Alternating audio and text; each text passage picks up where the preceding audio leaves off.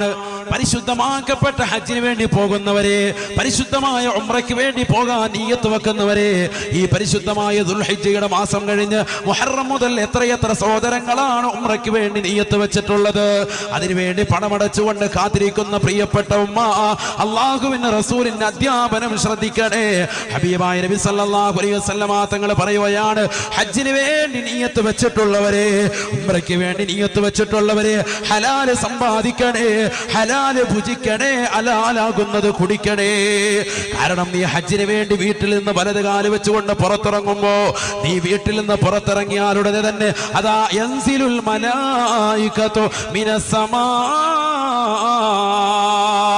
ആകാശലോകത്ത് നിന്ന് മലക്കുകൾ ഇറങ്ങുകയാണ്.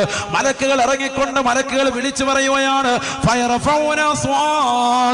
അവരെ ശബ്ദം ഉയർത്തിക്കൊണ്ട് വിളിച്ചു പറയുകയാണ്, ലബ്ബൈക